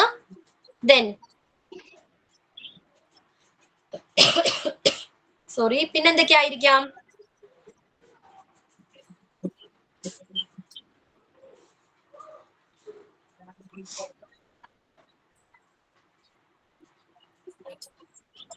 Then attitude of the parents, attitudes of the parents. Education. Okay. Education എങ്ങനെയാണ് ഹെൽപ്പ് ചെയ്യുന്നത് പറയൂ. അവരുടെ പഠനത്തിൽ പഠിക്കാൻ സഹായിക്കാം. പിന്നെ അവരുടെ കൂടുതലായിട്ട് നമുക്ക് ഈ പഴഞ്ചൊല്ലുകൾ ഇപ്പൊ കൊടുത്ത കുട്ടികൾക്കൊക്കെ പഴഞ്ചൊല്ല് അങ്ങനെ പഴയ കാര്യങ്ങളൊന്നും കൂടുതൽ അറിയില്ല. അവര് പുതിയ ഇപ്പൊ അവര് മൊബൈലും TV അങ്ങനെയുള്ള കാര്യങ്ങളിലൊക്കെ കൂടുതലായിട്ട് വാർത്തകൾ അങ്ങനത്തെ കാര്യങ്ങളൊന്നും ശ്രദ്ധിക്കില്ല ഇപ്പോഴത്തെ കുട്ടികളൊക്കെ. അപ്പൊ നമ്മള് അറിയണ കാര്യങ്ങള് പുതിയ ഉപദേശങ്ങളൊക്കെ അവർക്ക് നൽകാം. പിന്നെ നമുക്ക് പഴയ കാര്യങ്ങളൊക്കെ പറഞ്ഞു കൊടുക്കുന്നവർ അവർക്കൊരു പുതുമയായിരിക്കും. അതൊക്കെ കേൾക്കാനൊക്കെ ഇൻട്രസ്റ്റ് ആയിരിക്കും. പിന്നെ നമ്മുടെ അനുഭവത്തിലൂടെ നമ്മള് അറിഞ്ഞ കാര്യങ്ങള് ഒക്കെ അവർക്ക് പകർന്നു കൊടുക്കുകയാണെങ്കിൽ അതൊക്കെ ഏറ്റവും ഉപകാരപ്പെടും. പിന്നെ എന്തൊക്കെയായിരിക്കാം എഡ്യൂക്കേഷൻ അങ്ങനെ ഹെൽപ്പ് ചെയ്യുന്നുണ്ട്. ഓക്കെ, അവരെന്താണ് സ്റ്റോറീസ് അല്ലെ, സ്റ്റോറീസ്, മോറൽ വാല്യൂസ്, സോഷ്യലൈസേഷൻ ഒരു ഇമ്പോർട്ടന്റ് ഫാക്ടർ ആണ് മോറൽ വാല്യൂസ് എന്ന് പറയുന്നത് അല്ലേ. നന്നായിട്ട് പ്രോപ്പർ ആയിട്ട് മറ്റുള്ളവരോട് ഇന്ററാക്ട് ചെയ്യണമെങ്കിൽ അല്ലെങ്കിൽ ഒരു ഹെൽപ്പിംഗ് മെന്റാലിറ്റി വളർത്തിയെടുക്കണമെങ്കിൽ മോറൽ വാല്യൂസ് പഠിച്ചിരിക്കണം വേണ്ടേ. ഈ മോറൽ വാല്യൂസ് പഠിപ്പിക്കാനായിട്ട് പാരന്റ്സിന് എങ്ങനെയൊക്കെ കഴിയുന്നതാ? ത്രൂ സ്റ്റോറീസ് അല്ലെ, സ്റ്റോറീസിലൂടെ പഠിപ്പിക്കാം. പിന്നെ എങ്ങനെയൊക്കെ ആയിരിക്കാം?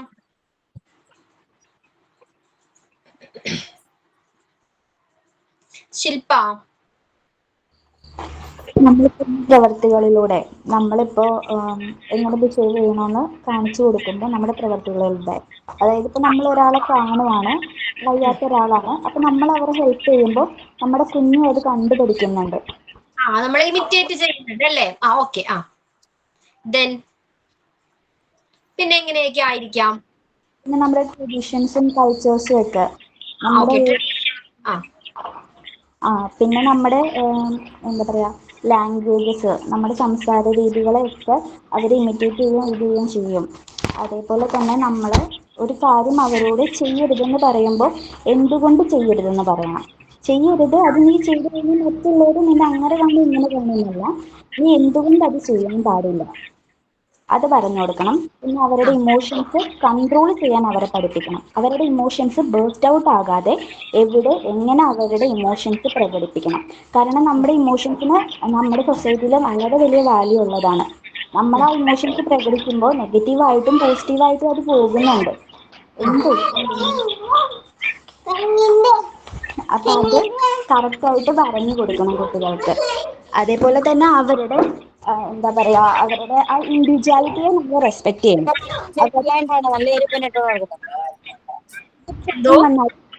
അവർക്ക് ഏതൊരു പ്രോബ്ലം വന്നാലും അവർ നമ്മുടെ അടുത്തേക്ക് വരുന്നത് പോലെ തന്നെ അവർക്ക് അത് സോൾവ് ചെയ്യാൻ പറ്റിയില്ലെങ്കിൽ നമ്മുടെ അടുത്ത് വരാൻ പറയാം. അവരെ കുഞ്ഞുനാളിലെ ഏതൊരു പ്രോബ്ലമും സോൾവ് ചെയ്യാൻ പഠിപ്പിക്കണം. അവരുടെ കയ്യിൽ അത് സൊല്യൂഷൻ ഇല്ലെങ്കിൽ മാത്രമേ നമ്മുടെ അടുത്തേക്ക് വരാൻ അവരെ പഠിപ്പിക്കാൻ പറ്റുള്ളൂ. കാരണം എല്ലായ്പ്പോഴും നമുക്ക് അവരുടെ പുറകെ നടക്കാൻ പറ്റില്ല ഓരോ പ്രോബ്ലംസിൽ. കാരണം അവർ സോഷ്യലൈസ് ചെയ്യുമ്പോൾ അവർ പുറത്താണ് പോകുന്നത്. നമ്മുടെ വീട്ടിലാണെങ്കിലോ നമുക്ക് എപ്പോഴും അവരെ ഒരു ചെറുകിണയിൽ കൊണ്ടുനടക്കാൻ പറ്റില്ല. അപ്പൊ അവരെ ഏതൊരു പ്രോബ്ലമും ഒരു ഇൻഡിവിജ്വൽ ആയിട്ട് അവർ നേരിടാനുള്ള കപ്പാസിറ്റി അവർക്ക് ഉണ്ടാക്കി കൊടുക്കണം. ഓക്കെ. ഇപ്പോൾ കുട്ടികൾ എങ്ങനെയായിരിക്കണം എന്ന് പറഞ്ഞു അല്ലെ. അതേപോലെ പിയർ ഗ്രൂപ്പ്, കുട്ടികളുടെ ആ സുഹൃത്ത് വലയം എങ്ങനെയാണ് സോഷ്യലൈസേഷന് ഹെൽപ്പ് ചെയ്യുന്നത്? ഫസ്റ്റ് ഫാമിലി ഹെൽപ്പ് ചെയ്യുന്നുണ്ടെന്ന് പറഞ്ഞല്ലേ, ഫാമിലിക്ക് ആ കുട്ടിയെ ഹെൽപ്പ് ചെയ്യാവുന്നതാണ്. ഓക്കെ, പിന്നെ എങ്ങനെയാണ് അവന്റെ ആ സുഹൃത്ത് വലയം എങ്ങനെയാണ് ഒരു ഫാക്ടർ ആയിട്ട് മാറുന്നത്?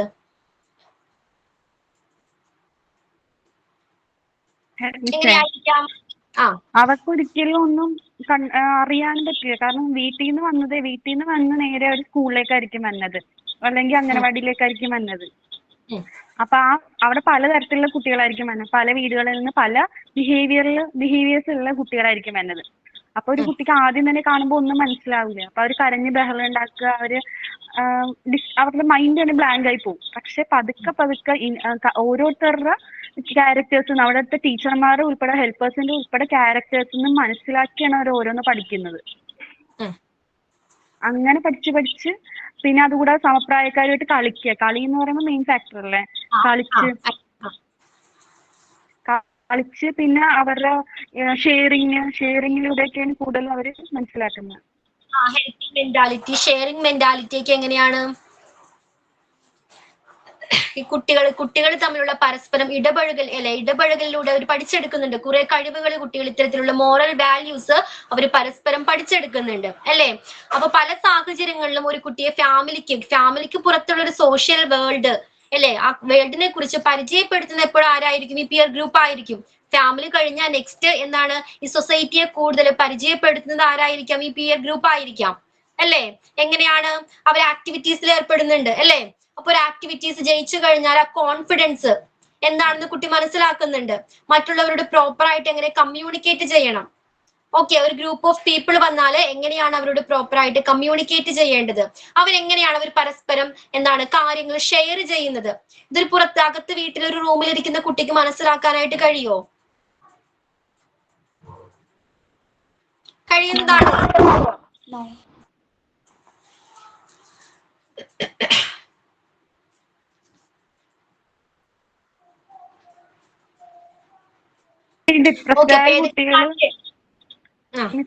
സൈലന്റ് ആയിട്ടിരിക്കുന്ന കുട്ടികള് പിയർ ഗ്രൂപ്പിന്റെ കൂടെ കൂടുമ്പോഴല്ലേ അവർ കുറച്ചുകൂടെ ആക്റ്റീവ് ആവുന്നത്.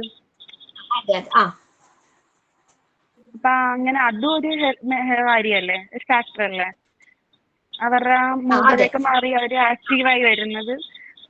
സൈലന്റ് ആയിട്ടിരിക്കുന്ന പിള്ളേര് ഇച്ചിരി ആക്റ്റീവ് ആവണതും ബഹളം ഉണ്ടാക്കുന്നതും സ്വഭാവം അൾട്ടിമേറ്റ്ലി മാറുക. അതെ, ആ ഒരു സെയിം വൈബുള്ള കുട്ടികളായിട്ട് എന്താണ് കുറച്ചുകൂടി എന്താണ് കുട്ടികൾക്ക് ഫ്രീഡം ഉണ്ടായിരിക്കും അത്തരം കുട്ടികളോട് അല്ലേ. വേറെന്തെങ്കിലും ഉണ്ടോ? വേറെന്തെങ്കിലും പോയിന്റ് ഇതുമായിട്ട് ബന്ധപ്പെട്ട്? ഓക്കെ, രമ്യ ടീച്ചർ പറഞ്ഞോളൂ.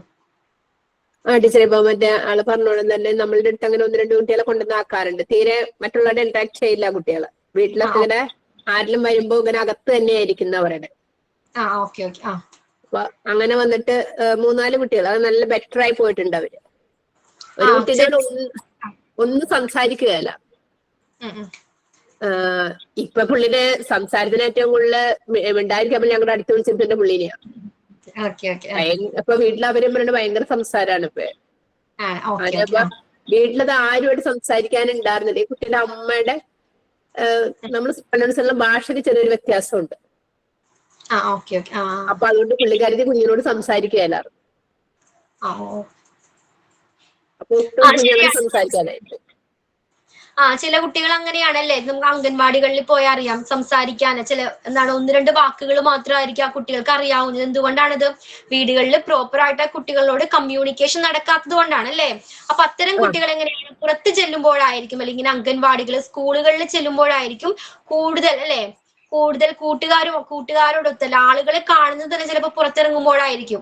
ഇപ്പോഴത്തെ ന്യൂക്ലിയർ ഫാമിലിയിൽ എന്താണ് അച്ഛനും അമ്മയും ജോലിക്ക് പോയാൽ വേറെ ആരോ ഉള്ളതല്ലേ കമ്മ്യൂണിക്കേറ്റ് ചെയ്യാനായിട്ട്. ആരുമില്ല, കുട്ടികൾക്ക് സംസാരിക്കാൻ ആരുമില്ല. അതെ. അപ്പൊ അത്തരം സിറ്റുവേഷൻ ഇങ്ങനെ പുറത്തിറങ്ങുമ്പോഴായിരിക്കും ഇങ്ങനെ അംഗൻവാടികളോ സ്കൂളുകളിലോ ചെല്ലുമ്പോഴായിരിക്കും കൂടുതൽ കമ്മ്യൂണിക്കേഷൻ നടക്കുന്നത്, കൂടുതൽ ലാംഗ്വേജ് ഡെവലപ്പ് ആകുന്നത് അല്ലെ, കൂടുതൽ വാക്കുകൾ പഠിക്കുന്നത് ഇങ്ങനെ പുറത്തിറങ്ങുമ്പോഴായിരിക്കും. ഓക്കെ, ഭയങ്കര ഇമിറ്റേഷനാണ് പിന്നെ ഇവര് വീടുകളിൽ ചെന്നിട്ട്. ഇപ്പോ ഞങ്ങൾ 2 ടീച്ചേഴ്സ് അവിടെ ഉള്ളത്. പാരന്റ്സ് പലരും പറയണ 2 പേരും, ഒരാളെ രമ്യ ടീച്ചർ ഒരാൾ സരിത ടീച്ചറും ആവും. ഒരേ അടുത്ത് തന്നെ കുട്ടികളൊക്കെ അതിന് ഭയങ്കര. അതേപോലെ പാരന്റ്സിനെ അങ്ങനെ അനുകരിച്ച് കാണിക്കും ഇവിടെ വന്നിട്ട്.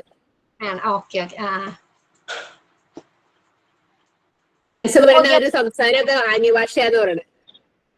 അങ്ങനെ തന്നെ നമ്മളോട് പറയൂ അവര്. എന്തോ ക്ലിയർ ആയില്ല. എന്താണ്? പാരന്റ്സ് തമ്മിൽ എങ്ങനെ സംസാരിക്കും എന്തെങ്കിലും ചെയ്താലേ കുട്ടികൾ അങ്ങനെ തന്നെ വന്നിട്ട് നമ്മളോട് പറയും, ടീച്ചറെ ഇന്നലെ ഇങ്ങനെ പറഞ്ഞു, ഇങ്ങനെ ചെയ്തു.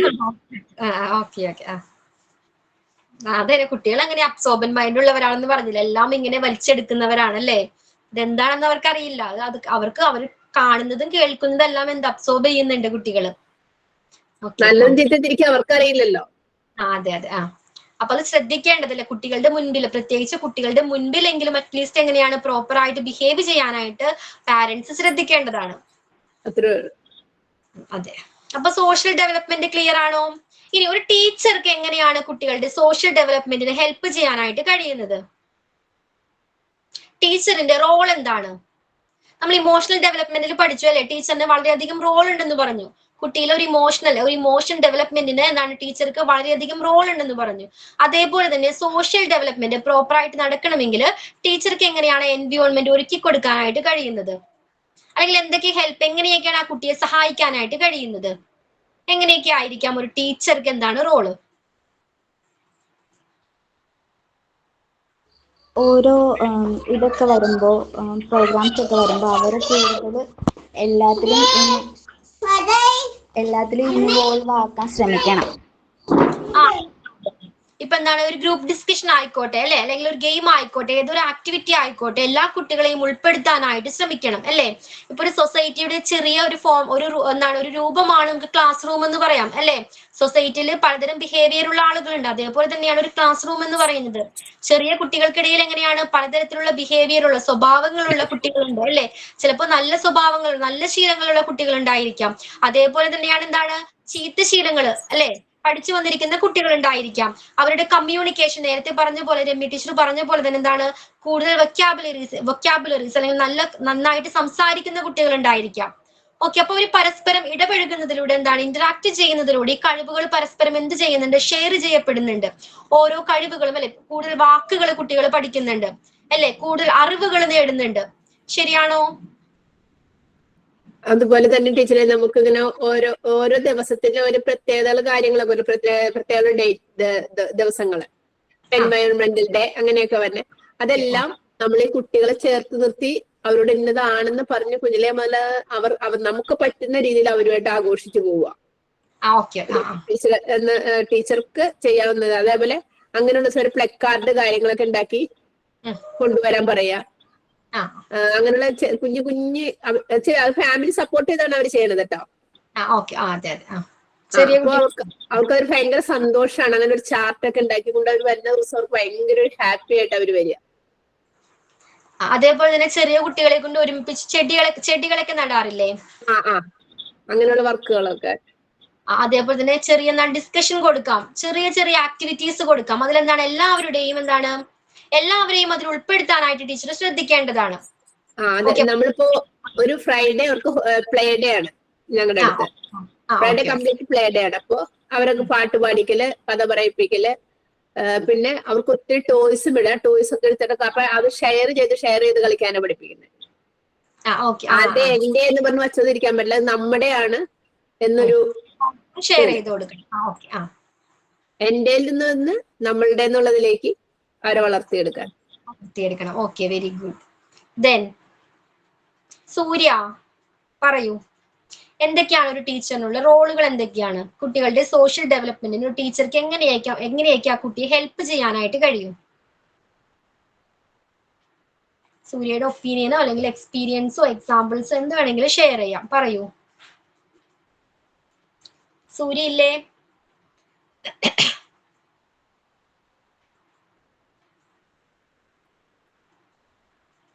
Then Siji.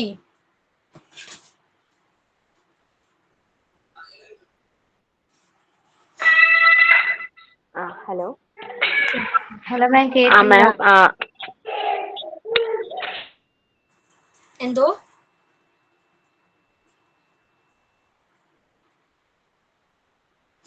സൂര്യാണോ?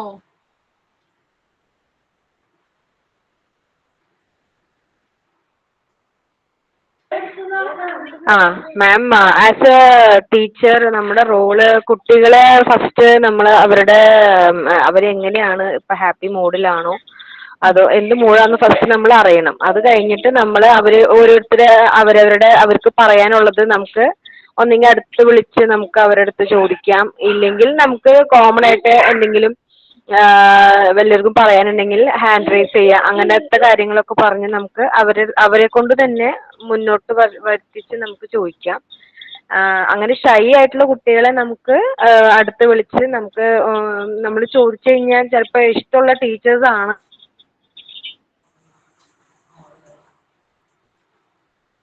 Okay, net issue ഉണ്ട് തോന്നുന്നു സിജി അല്ലേ?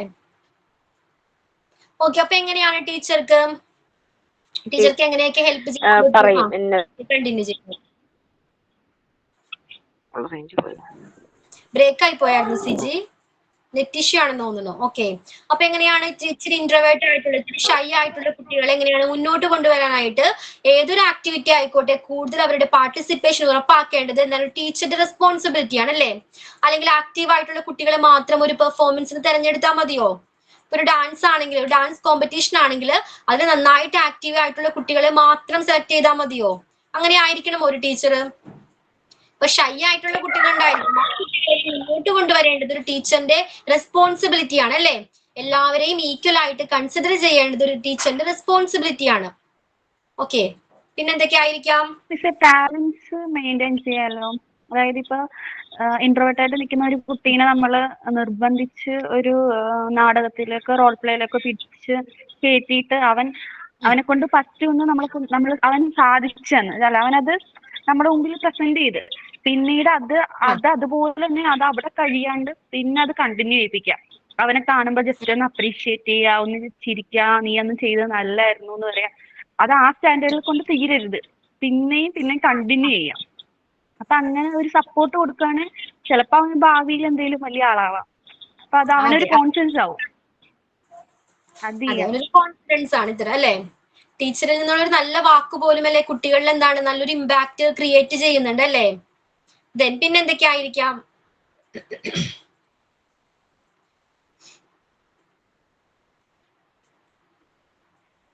ദെൻ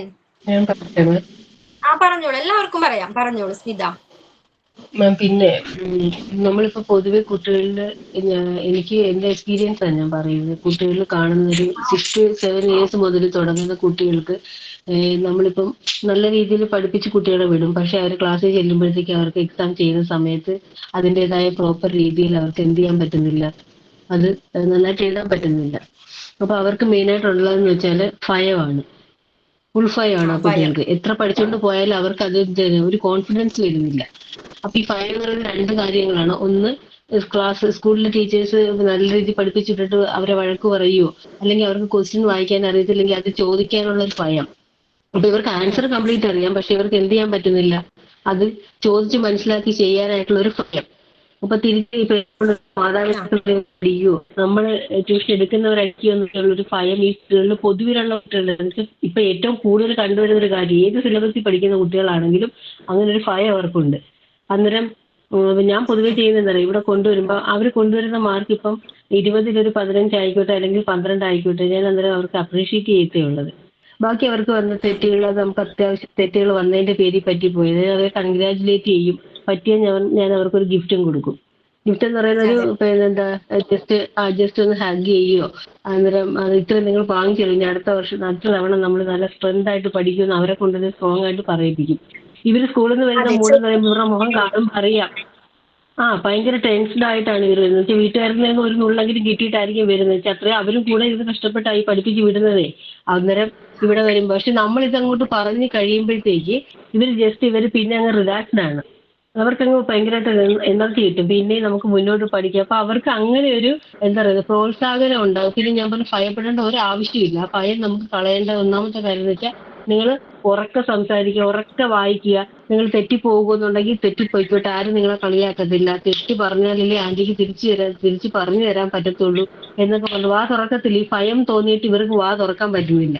പക്ഷെ ഇവരെ നമ്മൾ എന്ത് ചെയ്യുന്നു, ഇത്രയും 10-25 കുട്ടികളുണ്ട്, അവരുടെ എല്ലാവരുടെയും മുന്നിൽ വെച്ച് തന്നെ ഇവരെ കൊണ്ട് ഉറക്കെ വായിക്കുമ്പോൾ ഇവർ തെറ്റ് വരുത്തും, നമ്മളത് തിരുത്തി കൊടുക്കും. അങ്ങനെ ഇപ്പൊ ഇവർക്ക് എന്ത് ചെയ്യാൻ പറ്റുന്നുണ്ട്, സോഷ്യലൈസ് ചെയ്യാൻ പറ്റുന്നുണ്ട്.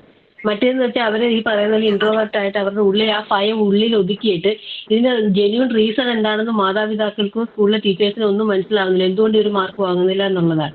ഞങ്ങൾ പഠിപ്പിച്ചു വിടുന്നുണ്ട്, എല്ലാവരും അങ്ങനെ പറയുന്നത്.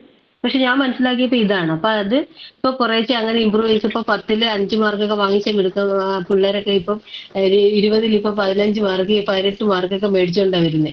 അവർ ഭയങ്കര സന്തോഷത്തോടെ വരുന്നത്. കാരണം ഈ 3 മാർക്ക് കുറഞ്ഞു പോയത് ഒരിക്കലും ആന്റി അത് വഴക്ക് പറയത്തില്ല എന്നുള്ളൊരു ധൈര്യം അവർക്കുണ്ട്.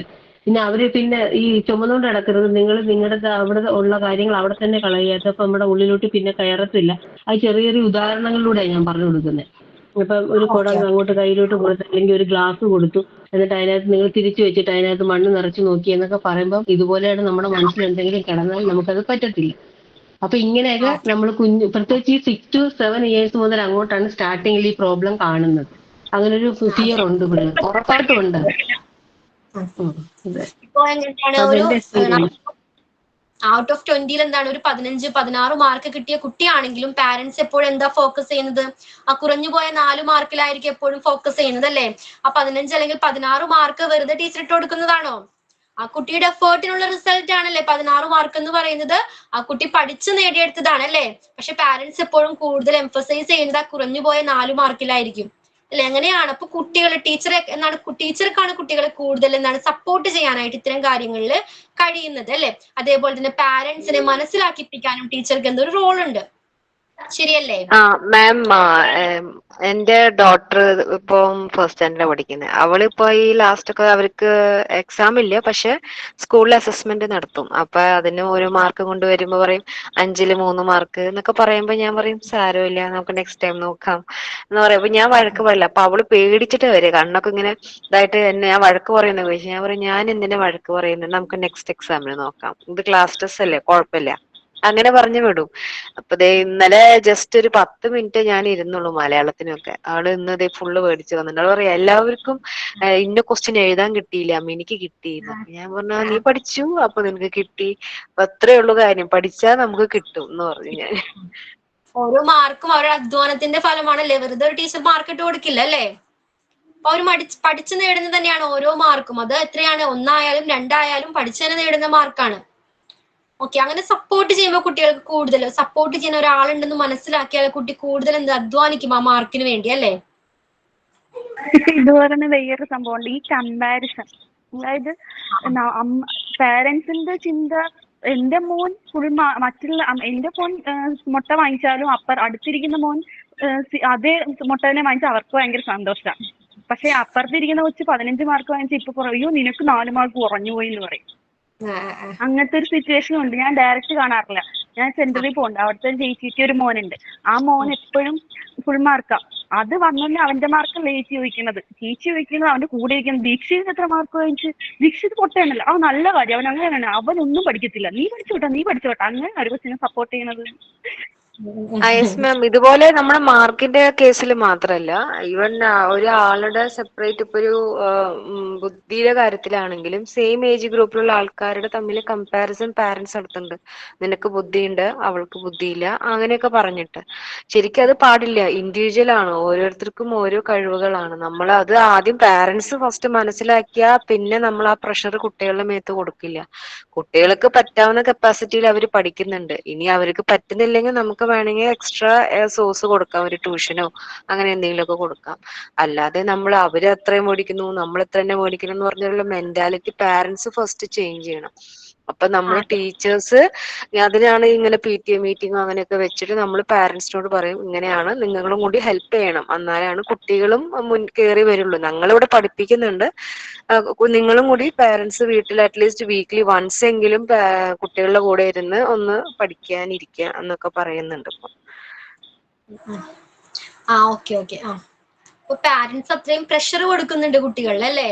ഒരു എക്സാമ്പിൾ പറഞ്ഞ എന്റെ മോൾക്ക് ഇപ്പൊ എക്സാം നടന്നുകൊണ്ടിരിക്കുക. അപ്പൊ ഒരു പേപ്പർ കിട്ടും, മലയാളം എക്സാമിന് എന്താണ് ഭയങ്കര ടഫ് ആയിരുന്നു. ഒരു 25 ഔട്ട് ഓഫ് 25 എക്സാം നടക്കുന്നത്. 33 ക്വസ്റ്റ്യൻസ് ആണ് ചോദിച്ചത് ആ ക്വസ്റ്റ്യൻ പേപ്പറിൽ. ഒരു സാധാരണ ഒരു 4th സ്റ്റാൻഡേർഡിൽ പഠിക്കുന്ന കുട്ടിക്ക് അത്രയൊക്കെ എഴുതാൻ പറ്റുമോ? ഒരു 33 ക്വസ്റ്റ്യൻ, എസ്പെഷ്യലി മലയാളത്തിൽ എന്നാണ് കുട്ടികൾക്ക് ആലോചിച്ച് എഴുതാൻ ടൈം വേണം അല്ലേ? അപ്പൊ മിക്ക കുട്ടികൾക്ക് അത് കംപ്ലീറ്റ് ചെയ്യാനായിട്ട് പറ്റിയില്ല. അപ്പൊ അവള് വന്ന് പറയുക, ഒരു ക്ലാസ്സില് എന്താണ് 99% ഒരു ആൺകുട്ടിക്ക് ആരോൺ, അവനെന്താണ് എപ്പോഴും എല്ലാ ക്ലാസ്സിലും 90 ടോപ്പാണ്. അപ്പൊ അവനത് ഫുൾ ആ ക്വസ്റ്റ്യൻ കംപ്ലീറ്റ് ചെയ്യാനായിട്ട് പറ്റിയില്ല. അവൻ അവിടെ ഇരുന്ന് കരയാൻ തുടങ്ങിയിരുന്നു. അപ്പൊ ഞാനപ്പോ ആലോചിക്കായിരുന്നു, അത്രയും പ്രഷർ പാരന്റ്സ് കൊടുക്കുന്നുണ്ട് ആ കുട്ടിക്ക് അല്ലേ? അതുകൊണ്ടായിരിക്കില്ല 1-2 ക്വസ്റ്റ്യൻ വിട്ടത് കൊണ്ട് ആ സങ്കടത്തിലിരുന്ന് കരയുന്നതല്ലേ? എന്റെ മോൾ ഇവിടെ വന്ന് കൂളായിട്ട് പറഞ്ഞു, അമ്മ എനിക്ക് 2 ക്വസ്റ്റ്യൻ എഴുതാൻ പറ്റിയില്ല. ഓക്കെ, അപ്പൊ ഞാൻ നോക്കിയപ്പോ എന്താ 33 ക്വസ്റ്റ്യൻ ആ ക്വസ്റ്റ്യൻ പേപ്പറിൽ കിടക്കുന്നത്. ഒരു 4ാം ക്ലാസ്സുകാരിയെ സംബന്ധിച്ച് അതെന്താണ് ബുദ്ധിമുട്ടാണ്, അത് എഴുതി കംപ്ലീറ്റ് ചെയ്യുക എന്ന് പറയുന്നത് ബുദ്ധിമുട്ടാണ് അല്ലേ? ഞാൻ ആലോചിക്കാം, ടീച്ചർ എന്ത് ടീച്ചറാണ്? അതേപോലെ തന്നെ ആ കുട്ടി അവിടെ ഇരുന്ന് കരഞ്ഞു എന്ന് പറയുമ്പോൾ അത്രയും ഫാമിലി എന്നാൽ പാരന്റ്സ് പ്രഷർ ചെയ്യുന്നോണ്ടാണ് അല്ലെ ആ കുട്ടി അവിടെ ഇരുന്ന് കരയാനായിട്ട് കാരണം അല്ലെ? ആ കുട്ടിയുടെ മാർക്ക് കുറഞ്ഞു പോകുമോ, അങ്ങനെയൊക്കെ പല ചിന്തകൾ ആ ചെറിയ പ്രായത്തിൽ ആ കുട്ടിയുടെ മനസ്സിൽ കയറി പറ്റിയിട്ടുണ്ട്. ഓക്കെ, ദെൻ നെക്സ്റ്റ് വേറെ എന്തെങ്കിലും ഉണ്ടോ? മാം, ഈ ട്യൂഷൻ എന്ന് പറയുന്ന ഏർപ്പാടുണ്ടല്ലോ അത് നല്ലതാണെങ്കിലും ഞാൻ ട്യൂഷന് പോകാൻ എനിക്ക് ഇഷ്ടമല്ലായിരുന്നു. കാരണം എന്താന്ന് വെച്ചാല് ട്യൂഷൻ ക്ലാസ്സിൽ ഒരു ലോഡ് പഠിക്കാനുണ്ടാവും. അതും കുറെ ചാപ്റ്റർ മുന്നേ ആയിരിക്കും പഠിക്കാനുണ്ടാവും. സ്കൂളിൽ ഉണ്ടായിരിക്കും ഹോംവർക്ക് ഉണ്ടാവും. ഈ സ്കൂളിൽ നിന്ന് വന്ന് ഇത് പഠിച്ചു കഴിഞ്ഞ് ട്യൂഷൻ ക്ലാസ്സിലേക്ക് ചെല്ലുമ്പോഴേക്കും അവിടത്തെയും പഠിച്ചില്ലെങ്കിൽ അവിടുത്തെ ഹോംവർക്കിന് അടി ബഹളം അങ്ങനെയാണ് നമ്മൾ കണ്ടിട്ടുള്ളത്. ഞാൻ ട്യൂഷന് പോകാറില്ല. അപ്പൊ ഞാൻ ട്യൂഷൻ എടുത്ത് തുടങ്ങിയപ്പോൾ കുട്ടികൾക്ക് ചെയ്തു കൊടുക്കാന്ന് വെച്ചാൽ 2 പേജ് ആ ഒരു ചാപ്റ്ററിന്റെ 2 പേജ് മുന്നേ അവർക്ക് പറഞ്ഞു കൊടുക്കും. അപ്പൊ അവർക്ക് ക്ലാസ്സിൽ ചെന്നാൽ അവർക്ക് അത് ഈസി ആയിട്ട് ഒന്നും കൂടി കിട്ടും. അവിടുന്ന് വന്നാൽ ഞാൻ പറയും നിങ്ങൾ നാളെ ഈ ടോപ്പിക്ക് തന്നെ പഠിച്ചു വരണം എന്ന് പറയും. അപ്പൊ അങ്ങനെ പഠിച്ചു വരുമ്പോ അവർക്ക് എന്താ, നമ്മൾക്കൊരു സ്ട്രെസ് കൊടുക്കുന്നില്ലല്ലോ. അവർക്ക് സ്കൂളിൽ പഠിക്കാനുള്ളതും സെയിം ആണ്, ഇവിടെ പഠിക്കാനുള്ളതും സെയിം ആണ്. അങ്ങനത്തെ മെത്തേഡിൽ പോകുമ്പോൾ കുട്ടികൾക്ക് ടെൻഷൻ കുറയും. അല്ലെങ്കിൽ ഉണ്ടല്ലോ ഒരു 5-6 ചാപ്റ്റർ മുന്നെടുത്ത് പോയിട്ടുണ്ടാവും സ്കൂളിനെക്കാട്ടും വിട്ട് ട്യൂഷൻ സെന്ററുകളിൽ. അങ്ങനെ വരുമ്പോൾ ഭയങ്കര പാടാ കുട്ടികൾക്ക്. അവിടുത്തെ ഇവിടുത്തെ എല്ലാം കൂടി പഠിക്കാനായിട്ട് ഭയങ്കര പാടായിരിക്കും. ഞാൻ അങ്ങനെയാ ചെയ്തു പോയിരുന്നത്. Okay Anjali, okay. Then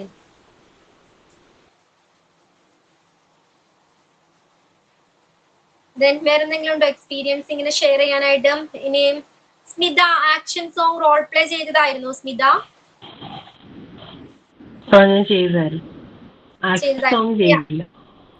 role play ready ആണോ? റോൾ പ്ലേ ചെയ്യാത്ത ആരെങ്കിലും ഉണ്ടോ ഇതില്? മാം ഞാൻ ചെയ്തിട്ടില്ല. റെഡി ആണോ ഇപ്പോ? ഓക്കെ, ഇപ്പൊ ചെയ്യാം. ചെയ്തോളൂ.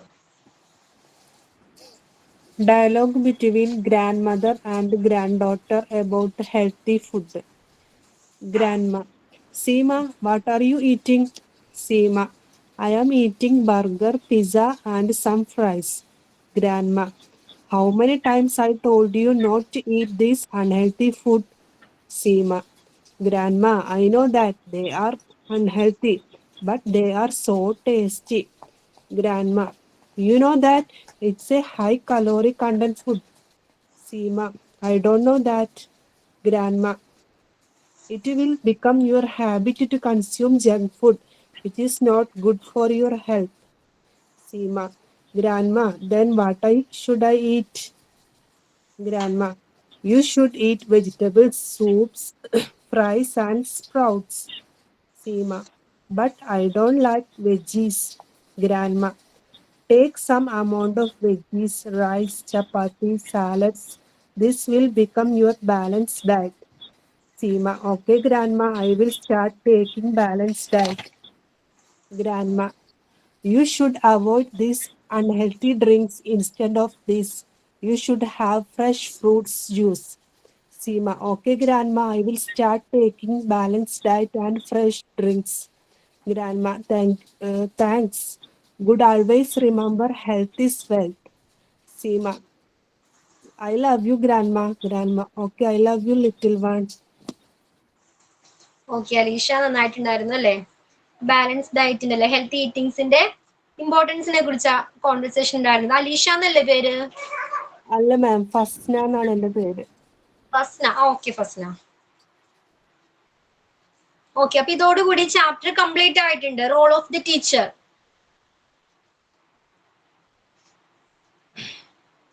ഓക്കെ, ക്ലിയർ ആണോ എല്ലാവർക്കും? ചാപ്റ്റർ കംപ്ലീറ്റ് ആയിട്ടുണ്ട്. ഓക്കെ, എന്തോ പ്രിയ എന്താ? ഓക്കെ, അപ്പൊ നെക്സ്റ്റ് ക്ലാസ്സിൽ നമുക്ക് ഓക്കെ ക്ലിയർ ആണ്. അപ്പൊ പുതിയൊരു ചാപ്റ്ററുമായിട്ട് കാണാം. ഞാൻ മൈൻഡപ്പ് ചെയ്തോട്ടെ. Good night ma'am. Okay, thank you ma'am. Thank you ma'am. Good night ma'am. Okay ma'am, thank you. Okay ma'am, thank you.